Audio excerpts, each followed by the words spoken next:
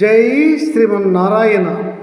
ఈరోజు మనం ధర్మపదం గ్రంథంలోని చాప్టర్ 5 విభాగము 176. ఇందు ధర్మరాజు అడుగుతున్నాడు భీష్మాచార్య పండితుల వారిని, మహాత్మా దానము గొప్పదా, ఉత్తమ ప్రియ సంభాషణము గొప్పదా అడిగాడు. దానము గొప్పదా, ప్రియ సంభాషణము గొప్పదా అడిగాడు. చెప్తున్నాడు భీష్మాచార్యుల వారు, కురురాజా దానముయే గొప్పది. ఆ దానము ఉత్తమ బ్రాహ్మణుడికి, ఉత్తమ విప్రునికి లేదా ఉత్తమంగా ఉండి అర్హుడైన వానికి ఇస్తేనే ఆ ఫలితం వస్తుంది. అనర్హులకు ఇస్తే ఆ ఫలితము రాదు. అలాగే ప్రియ సంభాషణం కూడా గొప్పదే. ప్రియ సంభాషణం అంటే ఎదుటివారితో అమృత పలుకులు, సత్యాలు పలుకుట, మాటలతో వారిని ఆకర్షించుట. ఇట్లా చేయటం వల్ల శత్రువులు కూడా మిత్రులు అవుతారు. ఇలా ప్రియ సంభాషణం వల్ల కార్యసిద్ధి జరుగుతుంది. జీవితంలో సమస్యలు రాకుండా జీవితము హాయిగా సాగుతుంది. మనస్పర్ధలు తొలగిపోతాయి. ఎదుటివారు కూడా ఆనందంగా ఉంటారు. ధర్మరాజా క్రోధంతో మాట్లాడుట, పరుషంగా మాట్లాడుట వల్ల ఎదుటివారు మానసికంగా హింసను పొందుతారు. అందుకనే ప్రియ సంభాషణం వల్ల వాక్పారుష్యము లేక జీవహింస ఉండదు. ఇది కూడా పుణ్య కార్యక్రమమే. అప్పుడు ధర్మరాజు అంటున్నాడు భీష్మ పితామహునితో, పండిత భీష్మ పితామహ, మేమంతా మీ ముందు ఉన్నాం. నేను, నా తమ్ములు, సాత్యకి, మునులు అంతా ఎందుకు, ఇంకా శ్రీకృష్ణ పరమాత్మ కూడా మీ సమక్షంలో ఉన్నారు. ఇట్టి ఈ పుణ్య సందర్భంలో శ్రీకృష్ణ పరమాత్మ గురించి ఒక మంచి ఇతిహాసము చెప్పరాదా, అందరూ ఆనందిస్తారు అని అన్నాడు.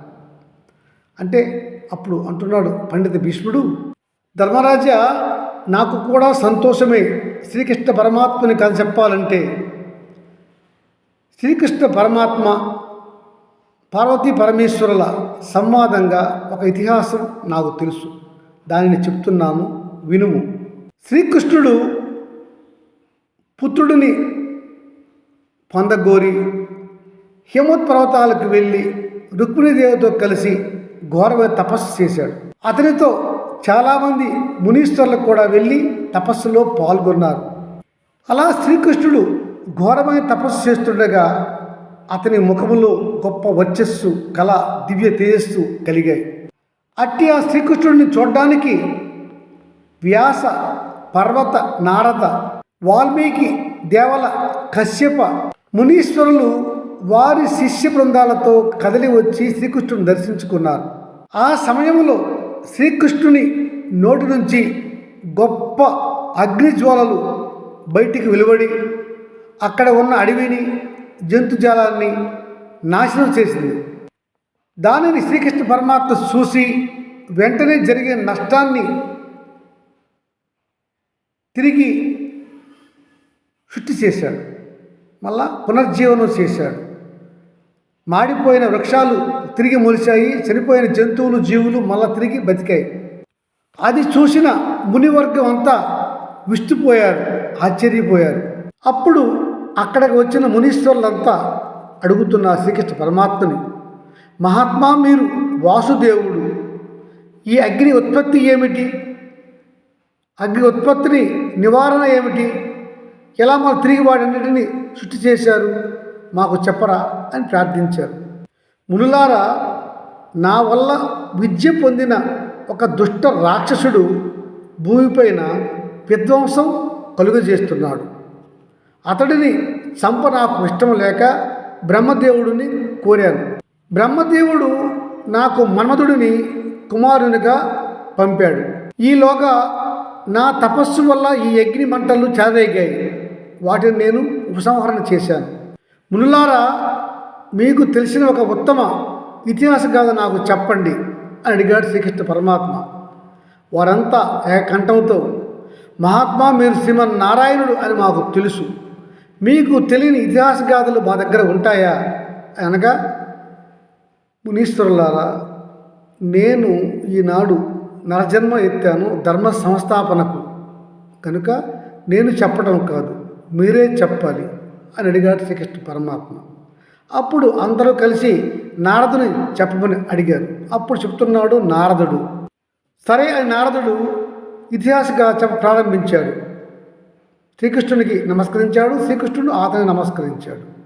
చెప్తున్నాడు నారద మహర్షి, నేను పూర్వం ఒకనాడు కైలాస శిఖరంలో శివుడు నృత్యము చేసి ఆసీనుడు కాగా అతడిని సిద్ధులు, సాధ్యులు, నాగులు, ఋషులు, మునులు, గంధర్వులు, దేవతలు శివుని కోరి ప్రార్థిస్తున్నారు.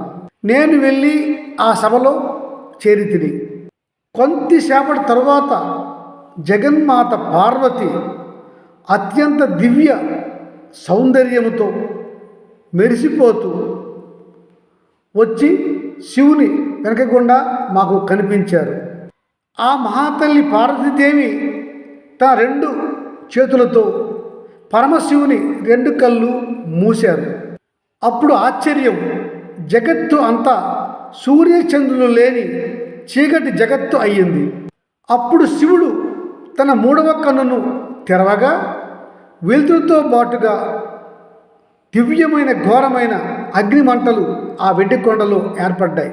వెంటనే మాత పార్వతి తన 2 చేతులను శివుని కళ్ళుపై నుంచి తీసివేసి చూసిన విపత్తు చూసి ఆ తల్లి శివుని పాదాలపై పడి మ్రొక్కింది.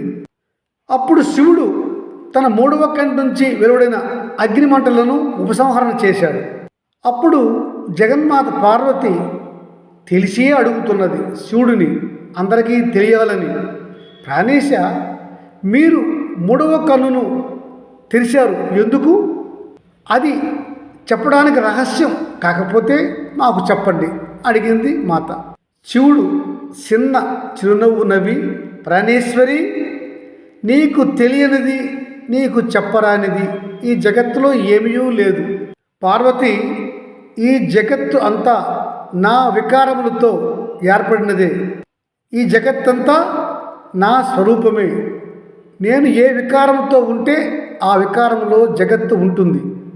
నీవు ప్రేమతో నా 2 కళ్ళు మూసావు. నేను కాదనలేక వెలుతురు కోసము నా 3వ కన్నును తెరిచాను అనగా, అప్పుడు పార్వతి అంటుంది, ప్రాణేశ, ఓ వ్యామకేశ, కపర్ది, ఇటలాక్ష, పరమశివ, నీకు ఈ ఒక్క ముఖమే కాక ఇంకా 4 ముఖాలు ఉన్నవి. ఎందుకు 4 ముఖాలు ఎగస్ట్రా ఎక్కువగా అదనంగా ఉన్నాయి?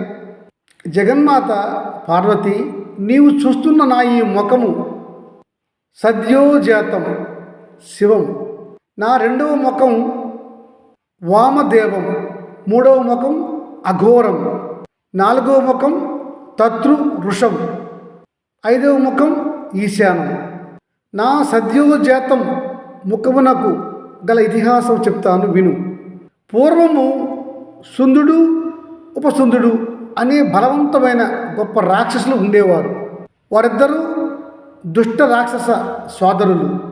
వారిని అస్త్రశస్త్రాలతో దేవతలు సంహరించలేకపోయారు.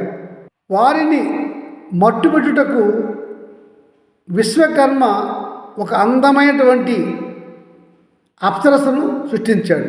ఆమెయే తిలోత్తమ. అలా తిలోత్తమను సృష్టించేటువంటి విశ్వకర్మ ఆమెను నా ముందుకు తీసుకొచ్చాడు.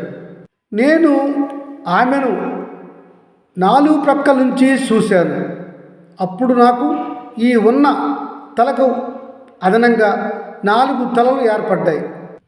నేనప్పుడు ఈమె దేవకార్యము నిర్వహించగలదులేము అని చెప్పాను ఆ విశ్వకర్మకు.